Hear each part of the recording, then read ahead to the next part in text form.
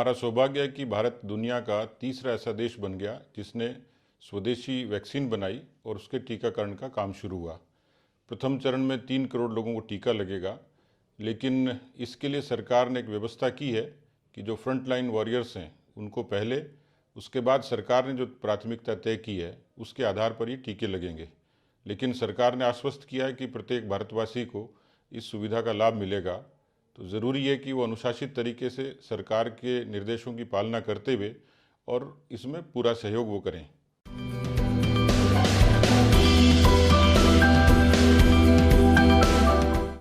देखिए, हमारे देश में वैसे तो बहुत बड़ा देश है और बहुत सारी इस तरीके की व्यवस्थाएं होती हैं कि जिसमें लोग प्राथमिकता से पहले अपनी बारी का कोशिश करते हैं, लेकिन इसका एक निर्धारित प्रोटोकॉल है और उसके लिए सरकार समय समय पर उनको सूचना देगी, संदेश के जरिए या जो बहुत नीचे तक वार्ड स्तर तक के जो कर्मचारी अधिकारी हैं उनके जरिए अपनी बारी का इंतज़ार करें और अनुशासित तरीके से जब समय उनको निर्धारित हो उस समय पर निश्चित केंद्र पर जाके इस टीकाकरण का लाभ उठाएं।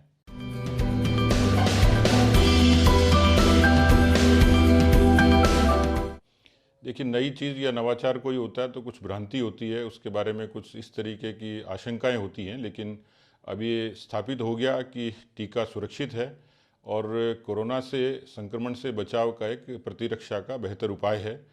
इसलिए किसी किस्म की भ्रांति की आवश्यकता नहीं है। उस टीके को लगाने के लिए अभी जो जितने लोगों ने लगाया है और उसके बाद जो इफ़ेक्ट हैं, तो किसी किस्म की इसमें कोई कमी नज़र नहीं आई है। टीके को लगाना ही चाहिए। जैसे हमारे देश में इससे पहले जो टीकाकरण हुए बेहद सफल हुए हैं, तो मुझे पूरी उम्मीद है कि सब लोग इसमें सहयोग करते हुए बिना किसी असमंजस के अपनी बारी का इंतज़ार करते हुए टीकों के बारे में जितनी तमाम भ्रांतियाँ उनको दूर करते हुए इसका लाभ अवश्य लेंगे।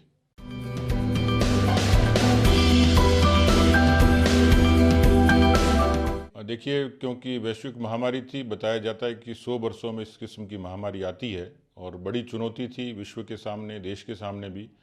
और निश्चित रूप से शिक्षा, स्वास्थ्य, उनकी मनोदशा और देश की अर्थव्यवस्था और व्यक्ति की खुद की घर की अर्थव्यवस्था पर इसका असर हुआ है। इन सब से लड़ने का एक ही ज़रिया है, इच्छा शक्ति। और जो शैक्षिक व्यवस्था थी उसमें ऑनलाइन पढ़ाई को सरकार ने प्रेरित किया और अब क्योंकि उतार पर है इसलिए वापस उसी स्ट्रीम में आई, थोड़ा समय लगेगा। पर मुझे लगता है कि बच्चों को अपनी इच्छा शक्ति के साथ, उसी कमिटमेंट के साथ, उसी स्पिरिट के साथ इसमें आगे बढ़ने की आवश्यकता है। जहाँ तक इसके कोविड के कारण कुछ आफ्टर इफेक्ट्स थे जिसके कारण जीवन प्रभावित हुआ है, लेकिन एक नियमित और संतुलित दिनचर्या, उसके साथ साथ कोरोना के दुष्प्रभावों से बचने के जो कारक हैं उनका अभी भी मास्क का इस्तेमाल, सोशल डिस्टेंसिंग और किसी भी संक्रमण की स्थिति में डॉक्टर से सलाह, ये तमाम उपाय हैं जिसकी आवश्यकता है। इस कोरोना के कारण घर की और समाज की अर्थव्यवस्था पर भी असर पड़ा है। उसको उबरने में समय लगेगा, लेकिन मुझे लगता है कि भारत में वो चुनौतियों से लड़ने की सक्षमता भारत के व्यक्ति में भी है, अपने पैरों पर भी खड़ा। हमने देखा कि कितने बड़े समूह श्रमिकों के जो रोज़मर्रा कमा कर खाते थे, उन्होंने भी इस व्यवस्था का मुकाबला किया है।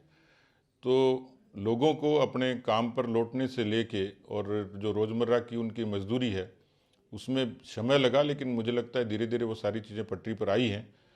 तो इन तमाम बातों से लड़ने के लिए जो एक कारगर उपाय है कि धैर्य के साथ, संयम के साथ, इच्छा शक्ति के साथ और समर्पण के साथ, चाहे शिक्षा में, चाहे स्वास्थ्य के तौर पर, चाहे अर्थव्यवस्था के तौर पर काम करेंगे तो शायद हम लोग जल्दी रिकवर हो पाएंगे।